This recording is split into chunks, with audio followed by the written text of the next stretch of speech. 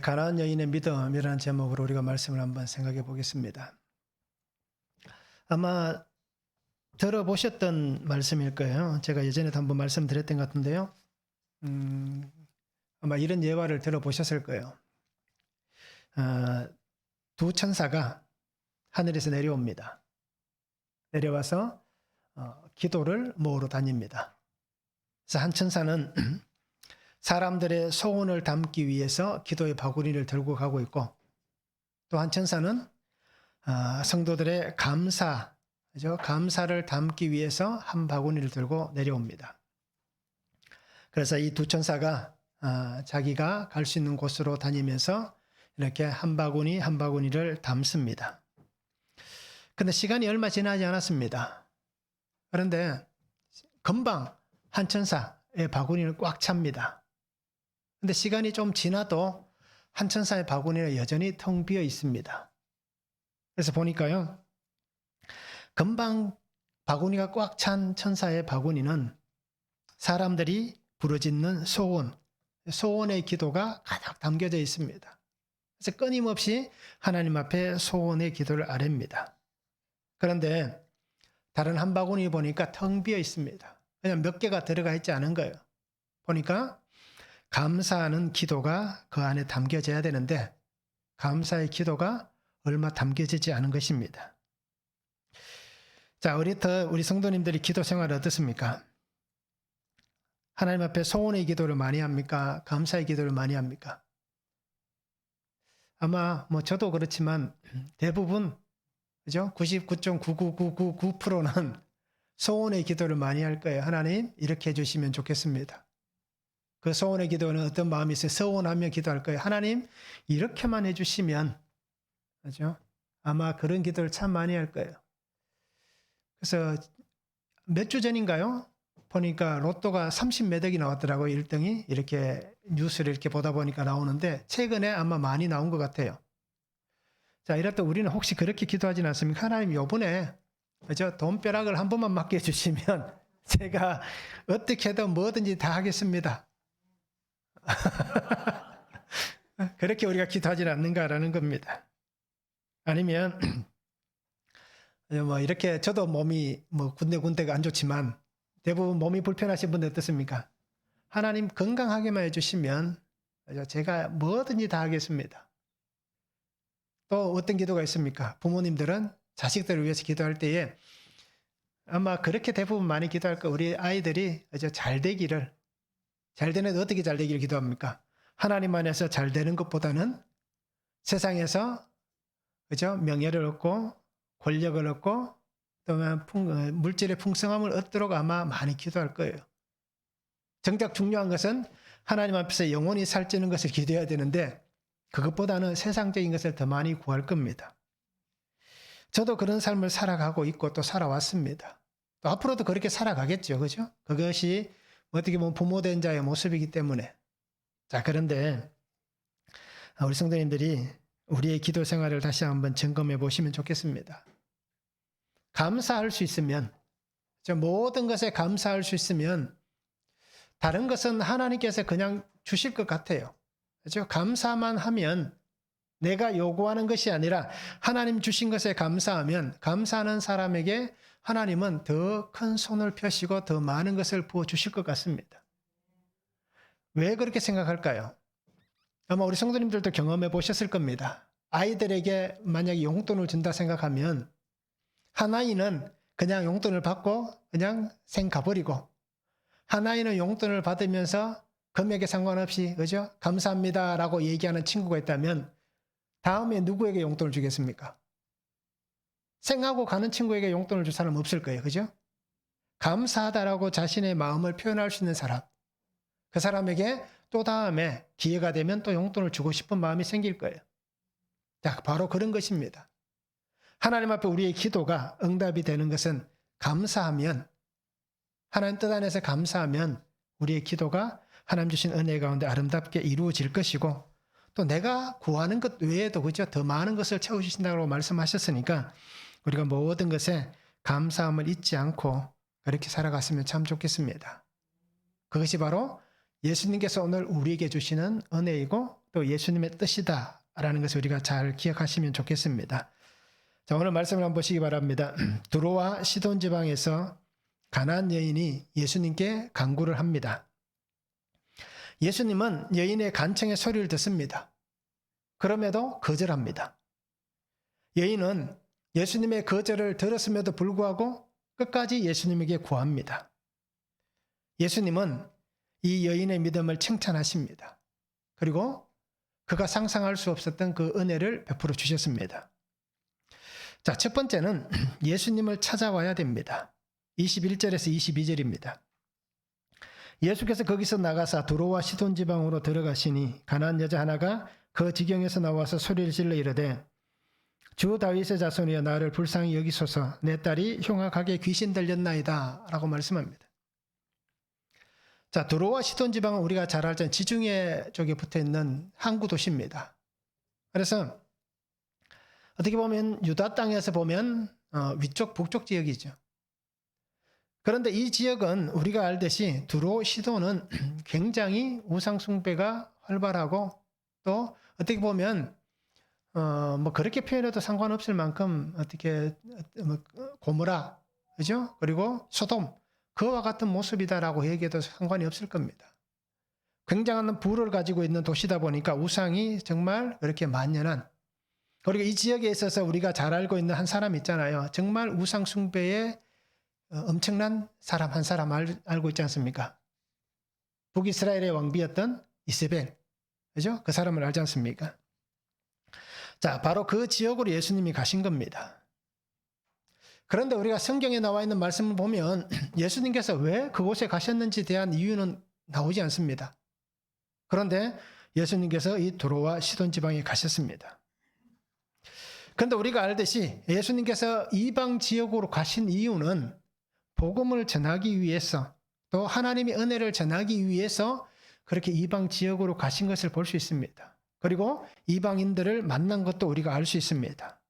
그래서 마태복음 4장과 8장에 보면 이러한 것들이 나와 있습니다. 4장 24절에 보면 그의 소문이 온 수리아에 퍼진지라 사람들이 모든 앓는 자 곧 각종 병에 걸려서 고통당하는 자, 귀신 들린 자, 간질하는 자, 중풍병자들을 데려오니 그들을 고치시더라라고 말씀합니다. 8장에서는 우리가 알듯이 백부장의 하인을 고쳐주신 장면이 나오잖아요. 그래서 예수님께서 이방 지역과 이방 사람들을 만나셨던 이유가 바로 그들 가운데도 하나님의 복음의 은혜가 있음을 전하기 위한 그러한 예수님의 모습인 것입니다. 자, 예수님께서 행하시는 복음의 은혜는 어느 곳에서나 그리고 누구에게든지 다 똑같은 열려있는 복음입니다. 하나님께서 나에게만 특별히 이러한 은혜를 주신다라고 말할 필요가 없는 것이, 하나님은 누구에게나 어느 곳에서나 일어날 수 있는 은혜의 사건들을 우리에게 주시는 겁니다. 그래서 우리가 조심해야 되고 또 주의를 기울여야 되는 게 뭐냐면, 아마 우리가 그런 얘기를 많이 들어보셨을 거예요. 하나님이 내게만 특별하게 은혜를 주셔서 이런 일을 있게 하셨다. 어떤 그 무당이나 점치는 사람들 같이, 그렇죠? 그래서 당신에게만 하나님께서 특별하게 이렇게 말씀하신다 라고 하는 것을 우리가 어떻게 보면 주의를 해야 될 거예요. 성경을 읽어보면, 이제 성경의 말씀을 보면 그렇게 정말 하나님께서 나에게 말씀하시지 않으면서, 그렇죠? 내가 모르는 어떤 사람에게 특별하게 너를 위해서 이렇게 하나님 말씀하신다 라는 것은 없습니다. 그 사람에게 말씀하셨다면 오늘 나에게도 똑같이 하나님께서 역사하시는 겁니다. 이것이 하나님의 교제와 교류의 역사인 겁니다. 그리고 우리 성도님들이 오늘 예수님께서 이렇게 행하시는 것도 우리가 그런 의미입니다. 하나님의 은혜는 유대인들에게만 주어진 것이 아니라 바로 이렇게 이방의 모든 사람들에게도 동일하게 주어져 있다라는 것을 오늘 우리에게 말씀하는 것입니다. 자, 그래서 이 두로와 시돈 지방에 있던 가나안 여인이, 우리가 마가복음에서 보면 수로보니게 여인이라고 나와 있습니다. 이 여인이 예수님을 찾아옵니다. 마가복음 7장 25절에 보면 예수의 소문을 듣고 곧 와서 그 발 아래에 엎드리니라고 얘기합니다. 오늘 성경에서 뭐라고 얘기합니까? 그 지경에서 나와서 소리질러 다윗의 자손이여 나를 불쌍히 여기소서라고 말씀하잖아요. 자, 오늘 본 마태복음에서는 그 지역에서 나왔다라고 얘기를 하고 있고, 마가복음에서는 예수의 소문을 듣고 왔다라고 얘기를 합니다. 그러니까 그 지역에 사는 이 여인에게 어떤 일이 벌어졌습니까? 예수님에 대한 소리가 들려진 것입니다. 그 여인에게 예수님의 소문이 들어간 것입니다. 그래서 내가 들은 이 예수님에 대한 소문, 그것을 듣고 이 여인은 지체하지 않고 나와서 예수님을 찾아옵니다. 왜 그랬을까요? 오늘 성경에 분명히 나와 있습니다. 그 여인에게 해결되지 않는 문제가 있기 때문입니다. 그 문제가 내 딸이 흉악하게 귀신이 들렸습니다. 라고 얘기하는 이 문제가 이 여인에게 있기 때문입니다. 문제를 해결하기 위해서 여인은 멈추지 않은 겁니다. 예수의 소문, 어떤 소문을 들었습니까? 예수의 소문은 우리가 알듯이 모든 사람들에게 복음이 전해진, 그리고 오늘 마태복음 4장 24절에서 보았던 것 똑같이 어떻습니까? 병에 걸려서 고통당하는 자, 귀신 들린 자, 간질하는 자, 중풍병자들을 데려오니 그들을 고치시더라. 예수님 앞에 가면 어떤 질병도 영적인 문제이든 정신적인 문제이든 육체적인 문제이든 상관없이 예수님 앞에만 가면 이 모든 것이 해결된다 라는 그 은혜의 소문을 들었기 때문에 이 여인은 자기 딸의 그 귀신 들린 사건, 그 문제를 가지고 예수님 앞에 즉시로 나올 수가 있었던 것입니다. 내게 들려진 그 말씀대로 이 여인은 행동을 한 것입니다. 해결되지 않는 문제를 붙잡고 있으면 해결이 될까요? 내가 풀지 못하는 수학 문제를 가지고 있으면 어떻습니까? 그 문제를 풀려고 아무리 노력해도 나는 못 풀어냅니다. 왜? 내가 풀 수 있는 그런 능력이 안 되면 못 풉니다. 그럼 누구의 도움을 받아야 됩니까? 교사의 도움을 받든지 친구의 도움을 받든지 그 문제를 능히 풀 수 있는 사람에게 가서 도움을 받아야만 내가 붙잡고 있는 문제가 해결되는 겁니다. 자, 그와 똑같은 것입니다. 예수님의 이 소문이 이 여인의 귀에 들렸습니다. 내가 그렇게 붙잡고 있던 이 여인의 딸이 과연 얼마 동안이나 귀신에 들려 있었는지 알 수 없지만 그 시간 동안 온 가족이 다, 그죠? 아픈 분 한 사람만 있어도 온 집안이, 그죠? 힘들어지잖아요. 그것을 경험해 보신 분들은 아실 거예요. 그런데 그보다 더 심각한 문제, 육체적인 질병은, 그죠? 이렇게 해결될 수 있는 기민을 볼 수 있지만, 이렇게 영적인 문제가 발생하면 해결되지 않는 것입니다. 아무리 붙잡고 있어도 이 문제는 풀려지지 않습니다. 그런데 이 여인의 귀에 어떻게 들립니까? 예수님은 그런 사람도 고쳐주시더라. 그런 사람도 예수님이 고치셨더라. 라는 소리가 들려진 겁니다. 자, 그런데 놀라운 사건은 무엇입니까? 이 이방 여인이 예수님 앞에 나오면서 뭐라고 외칩니까? 다윗의 자손이라고 부르고 있습니다. 다윗의 자손이라고 부르는 것을 우리가 잘 보시기 바랍니다. 예수님이 누구인 줄 알아본 겁니다. 예수님께서 어떤 분인지 분명히 알게 된 것입니다. 정확하게 이 예수란 사람은 이런 분이다 라는 것을 이 여인이 깨닫고 나온 것입니다. 그냥 소문만 들었음에도 불구하고 이 예수는 이러한 분이다 라는 것을 분명히 깨달았습니다. 그래서 자신의 이 삶의 공고함, 자기 가정에 일어난 이 해결되지 않는 문제, 이것이 그냥 들려진 소문만으로도 예수가 해결하신다. 예수가 주가 되신다. 귀신 들린 문제를 해결할 수 있는 것은 그보다 더 뛰어난 분만이 해결할 수 있는 거잖아요.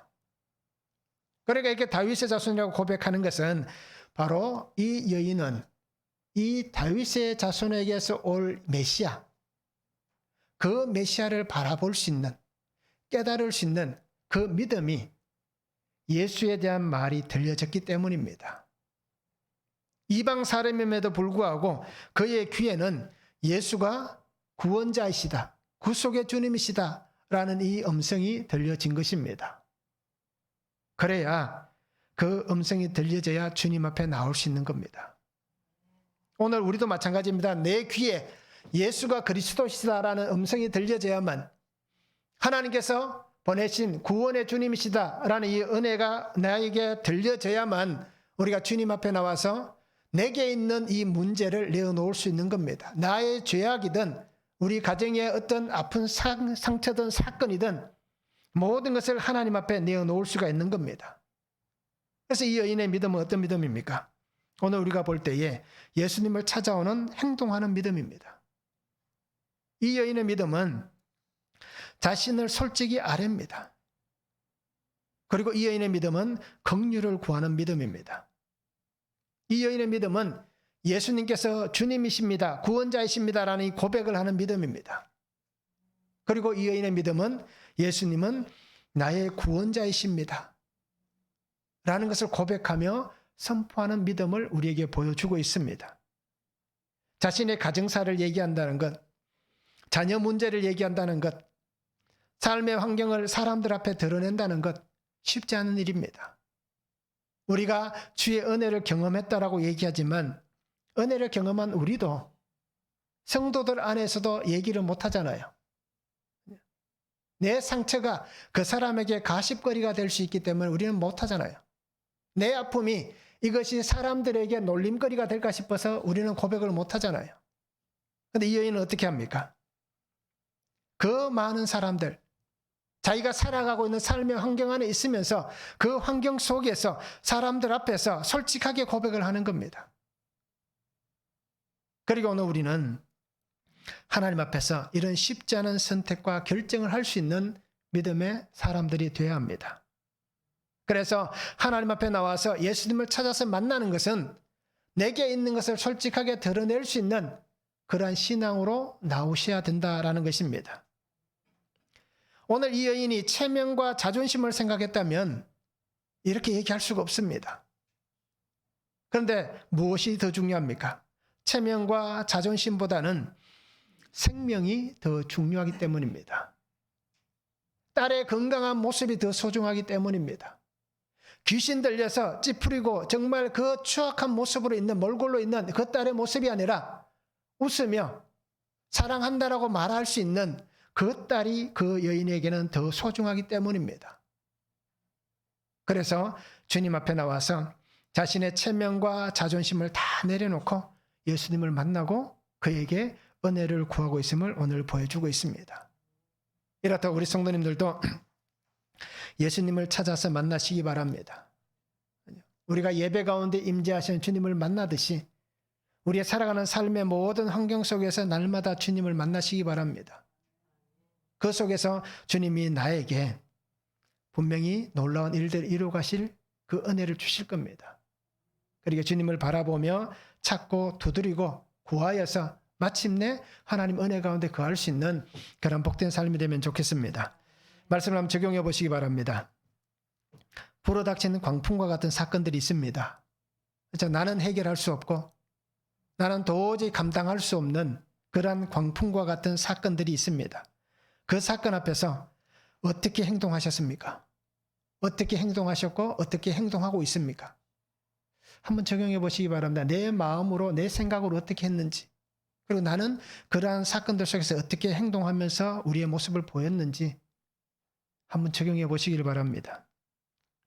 예수님의 구속의 말씀이 들려졌습니까? 내게 들린 말씀을 붙잡고 내가 구해야 될 것은 무엇입니까? 이 여인도 주님의 음성이 들렸습니다. 우리가 생각할 때는 도저히 들릴 수 없는 사람인데 이제 들려진 거예요.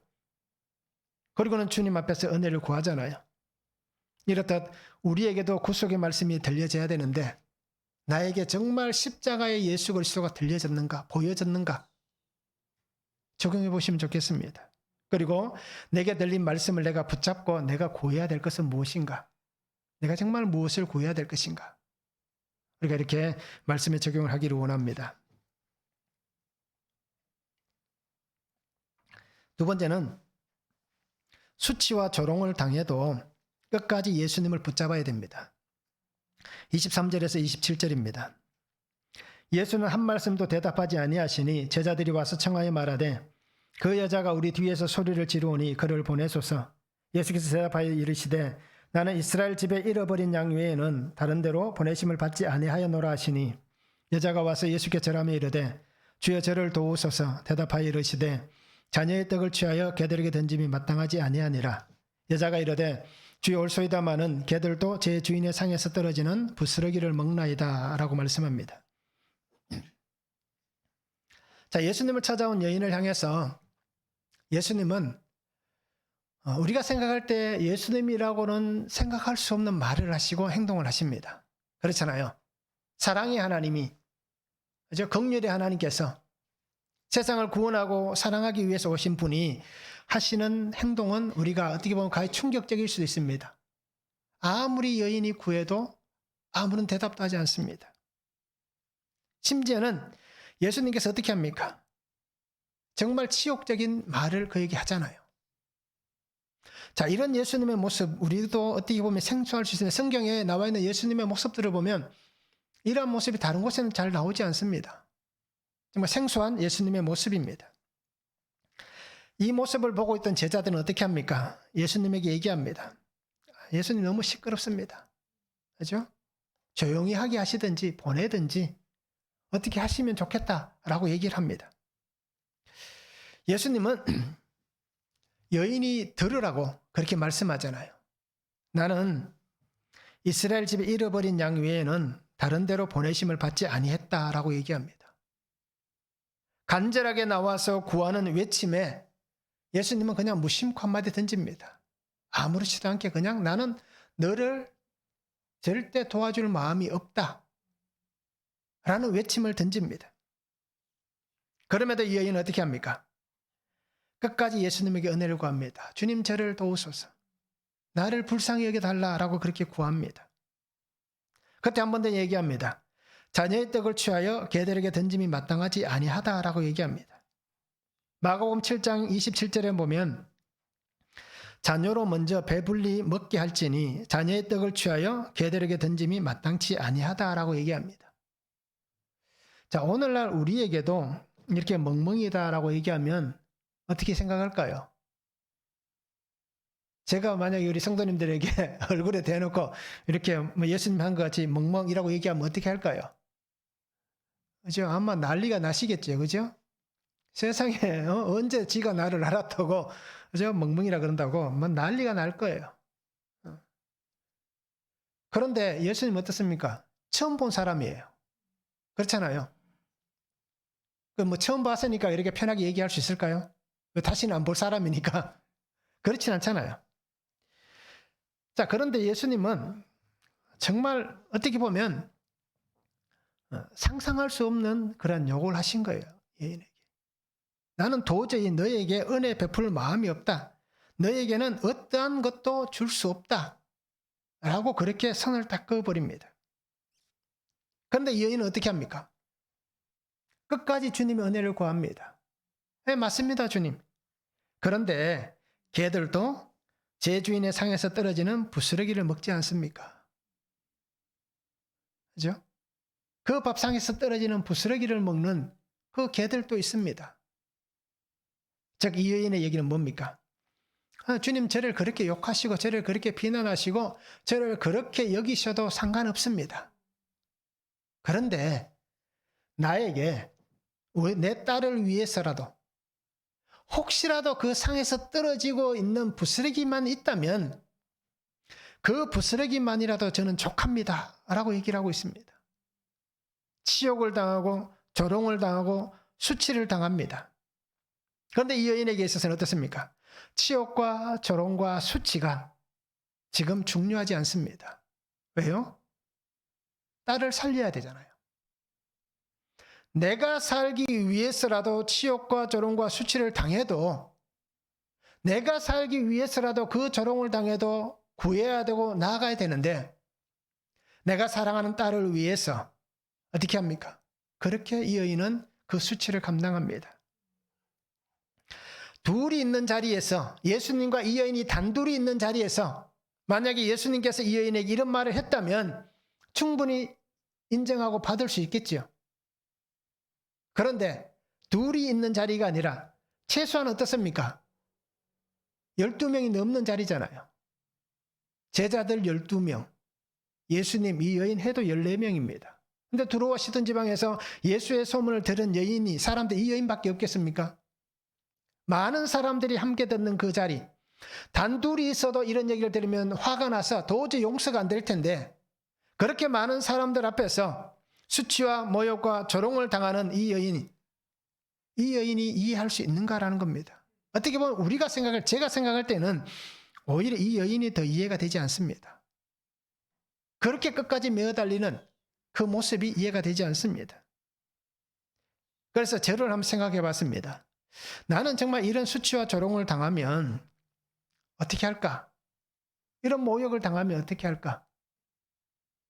아마 참지 못하겠죠. 그죠? 참지 못할 겁니다. 그런데 왜 참지 못할까라고 생각을 해보니까요. 말씀이 들리지 않는다면, 주의 은혜가 내게 들리지 않는다면, 주의 생명이 내게 보이지 않고 주의 생명이 내게 들리지 않는다면 참지 못할 거예요. 왜 여전히 나는 이성적이고, 그죠? 나는 여전히 사회적이고, 나는 여전히 세상의 가치관에 사로잡혀 있기 때문에 이것을 이해를 못할 거예요. 그런데 주의 음성이 들리니까 이 여인은 그것을 이해할 수 있는 겁니다. 그것을 그대로 받을 수 있는 겁니다. 그리고 오늘 우리에게도 분명히 중요한 것은 구속의 말씀이 들려야 되는 겁니다. 정말 창세기부터 시작해서 요한계시록까지 기록되어져 있는 예수 그리스도, 이 예수 그리스도가 오늘 내게 보여지고 들려지고 만나져야만 우리의 삶 속에서 생겨나는 수많은 일들이 해석이 되고 그 수많은 일들이 인정이 되고 이해가 되는 겁니다. 왜 저 사람이 저런 행동을 하고 저런 말을 하는지에 대해서 말씀이 들리지 않으면 이해가 안 되는데 말씀이 들리면 이해가 되는 겁니다. 왜요? 오히려 그들이 더 불쌍한 존재이기 때문에, 나 때문에, 하나님께서 저들을 수고롭게 하기 때문에. 그리고 오늘 우리 성도님들이 이 말씀 속에서 주의 음성이 들린 이 여인 같은 사람이 되면 좋겠습니다. 여인은 이런 아픔과 고통의 순간에도 예수님을 인정하잖아요. 맞습니다, 주님. 맞습니다, 주님. 주님이 옳습니다. 라고 이렇게 고백을 하잖아요. 예수님의 말씀이 다 맞다라고 고백을 합니다. 그럼 다시 한번 구합니다. 주님, 그런데 개들도 부스러기를 먹지 않습니까? 개들도 부스러기를 먹지 않습니까? 라고 그렇게 고백을 합니다. 수치와 조롱보다 더 중요한 것은 생명입니다. 내가 당하는 이 수치, 이 조롱보다 더 중요한 것은 생명입니다. 그러기에 이 여인은 예수님께서 치료하시는 이 은혜가 지금 나의 자존심보다 더 소중하다는 겁니다. 딸을 위해서 내가 할 수 있는 것이라면, 돈을 달라면 돈을 주고 내가 몸으로 어떤 육체적 노동을 요구하면 하겠는데 그냥 예수님의 말씀만 듣는 그거잖아요. 그러면 어떻게 보면 내가 더 많은 것을 희생하지 않아도 하나님의 은혜가 임하는 그것인데 내가 이것을 못 받는다면 어떻게 보면 말씀이 들려지는 것은 아무런 대가 없이 받는 거잖아요. 그리고 오늘 우리에게도 이 음성이 들려지기를 원합니다. 딸을 위해서 내가 할 수 있는 것이라면 나의 생명을 걸고서라도 딸을 고치겠다는 이 각오와 결단이 있었기 때문에 이 여인은 이 모든 것을 받을 수 있은 것입니다. 이 수치와 조롱을 이 여인이 받았지만 그러나 이사야 53장을 보시기 바랍니다. 예수님을 생각해 보세요. 이미 우리보다 먼저 예수님이 수치와 조롱과 멸시를 받았잖아요. 멸시를 받았고 버림받았고 찔렸고 상하였고 채찍에 맞았고 곤욕을 당했고 신문을 당했고 속건제물로 들여졌다라고 이사야 53장에 말씀합니다. 주님이 당하신 이 고난, 이 수치, 이 멸시, 이것을 주님이 받으셨기 때문에 오늘 내가 살아난 것입니다. 그렇게 예수님께서 고난을 받으셨기 때문에 수많은 사람들이 그 고통에서 하나님의 은혜 가운데 거할 수 있는 복을 누린 것입니다. 다른 누군가가 해결해 주지 않습니다. 오직 예수님만이 해결해 주실 수가 있는 겁니다. 그러니까 오늘 성도님들도 수치와 조롱을 당하더라도, 그죠? 자식들에게 수치를 당할 수 있어요. 자녀들에게 조롱을 당할 수도 있어요. 부모님들이 계시면 부모님들에게도 내가 자녀로서 수치와 조롱을 당할 수 있어요. 남편은 아내에게 수치와 조롱을 당할 수도 있고요. 아내는 남편에게 수치와 조롱을 당할 수도 있습니다. 또는 형제들에게, 내가 있는 직장에서 상사지만 직원들에게, 이제 부하 직원들에게 내가 수치와 조롱을 당할 수도 있습니다. 그때 우리가 그런 수치와 조롱을 당하더라도 주님만 붙잡고 말씀이 들려지면 그것들이 다 해석이 될 겁니다. 그리고 오늘 성도님들이 그 상황 속에서도 끝까지 예수님을 붙잡고 가는 그런 삶이 되면 좋겠습니다. 한번 적용해 보시기 바랍니다. 배우자에게, 자녀들에게 직장 상사가 무시하고 냉대할 때 나는 옳습니까? 아니면 화를 냅니까?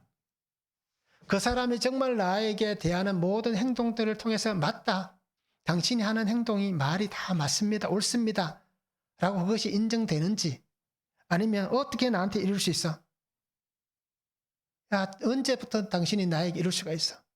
그죠? 분을 내고 화를 내는지 한번 적용해 보시면 좋겠습니다. 그래서 정말 참지 못하고, 그죠? 멱살이라도 붙잡고 흔들지 않는지 우리가 한번 적용해 보기를 원합니다. 구원을 위해서 내가 감당해야 될 수치와 조롱은 무엇입니까? 나의 구원을 위해서 감당해야 될 수치와 조롱, 아니면 자녀들의 구원을 위해서 당해야 될 수치와 조롱, 남편의 구원을 위해서 내가 당해야 될 수치와 조롱, 아내의 구원을 위해서 내가 당해야 될 수치와 조롱은 무엇인지 한번 적용해 보시기 바랍니다. 세 번째는 은혜를 보게 하십니다. 28절입니다. 이에 예수께서 대답하여 이르시되 여자여 내 믿음이 크도다. 내 소원대로 되리라 하시니 그때로부터 그의 딸이 나으니라 라고 말씀합니다. 여인의 물러서지 않는 이 고백, 또 그 삶의 모습을 예수님께서 보셨습니다. 끝까지 주님 앞에 붙잡고 있는, 이제 피투성이가 되더라도 말씀만 붙잡고 가는, 그죠? 에스겔 고백같이 피투성이가 되더라도 끝까지 붙잡고 가는 이 모습을 예수님께서 보신 겁니다. 그래서 예수님 뭐라고 얘기합니까? 여자야 내 믿음이 크도다. 내 소원대로 되리라 라고 말씀합니다. 여인을 향해서 정말 이 여인이 간절히 원했던 그 소원, 그 딸의 회복을 선포해 주십니다.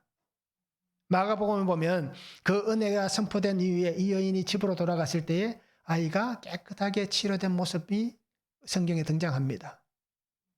자, 이렇던 놀라운 은혜를 경험합니다. 예수님의 마음은 이 여인에게 정말 매몰차게 대했지만 어떻습니까? 여인을 향하여서 예수님은 사랑과 긍휼의 마음을 잊지 않았다는 겁니다. 한순간 또 그 여인을 향해서 내가 너를 사랑한다, 내가 너를 긍휼히 여긴다, 이 마음이 달라지지 않았다는 겁니다. 그런데도 구원을 위해서, 하나님의 생명을 위해서 이 여인에게 매몰차게 대했을 뿐입니다. 또 오늘 우리의 상황도 이럴 수 있습니다. 나에게 이 고난의 상황이 생긴다면 우리는 어떻게 하시겠습니까? 세상이 우리를 매몰차게 내몹니다. 가까이 있던 성도들도 나를 매몰차게 대합니다. 심지어는 가족 구성원이라고 얘기했던 모든 식구들도 나를 냉대하고 매몰차게 몰아붙입니다. 이런 고난과 아픔 속에서 우리는 어떻게 하시겠습니까?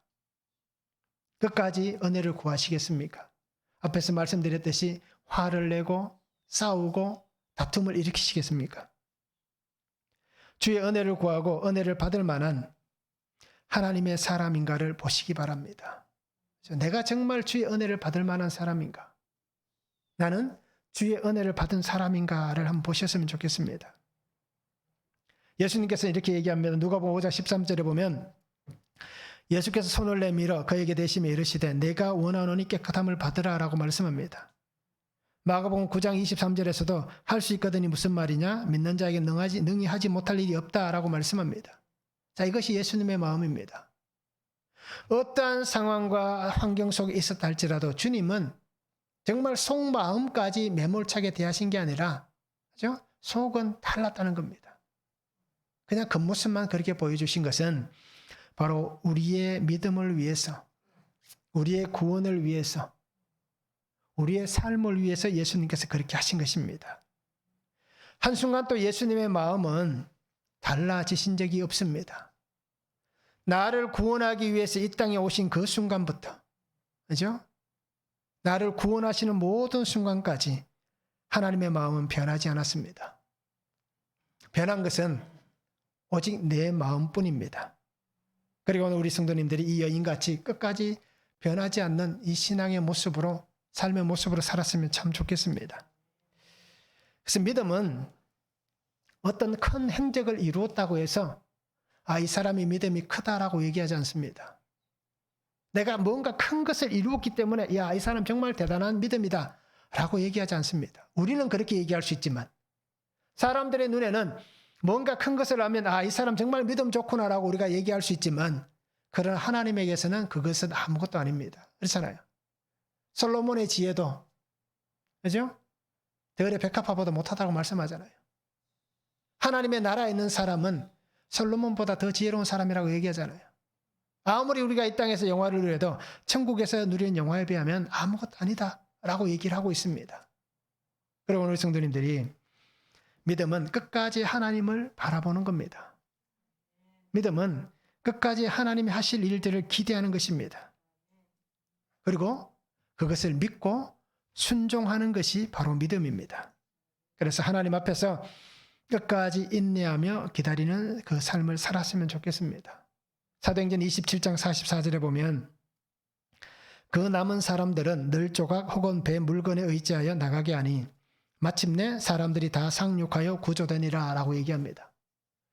로마로 잡혀가던 바울, 그 배에 타고 있던 276명의 생명이 바울의 손에 달려 있었습니다. 그런데 하나님께서 그 광풍 속에서 그들을 다 살려주셨습니다. 그리고 44절의 말씀같이 마침내라고 얘기합니다. 그래서 오늘 우리가 하나님께서 하나님의 은혜 안에 살아가고 믿음으로 살아가면 오늘 우리에게도 마침내 주의 은혜를 보게 해 주실 것입니다. 이 여인에게 보여주신 것이 뭡니까? 마침내 여인의 딸의 귀신이 떠나간 모습, 건강하여져서 침상에 앉아있는 모습, 건강하여져서 생활하고 삶을 살아가는 이 모습, 이 은혜를 주님께서 보게 해 주셨습니다. 그리고 오늘 우리도 은혜를 보게 하시는 예수님 끝까지 붙잡고 신뢰했으면 좋겠습니다. 그래서 지금은 어려울 수 있잖아요. 지금은 이제 아무리 봐도 제가 믿음이 있는가? 그죠? 정말 예수 믿는가? 라고 의심이 될 만한 그러한 모습들이 눈에 보일 거예요. 그런데 끝까지, 그죠? 기다리고 인내하면 마침내 하나님은 구원하셨더라. 개역 한글에는 구원하셨더라라고 말씀하잖아요. 그리고 우리가 이 은혜를 붙잡았으면 참 좋겠습니다.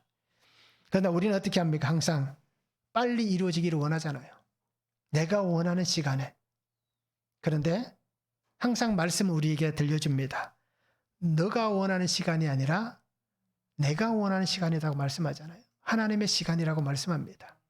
그래서 하나님께서 속히 은혜를 보게 하실 그때를 기대하시고 하나님 앞에 영광을 올려드릴 수 있는 삶이 되면 좋겠습니다.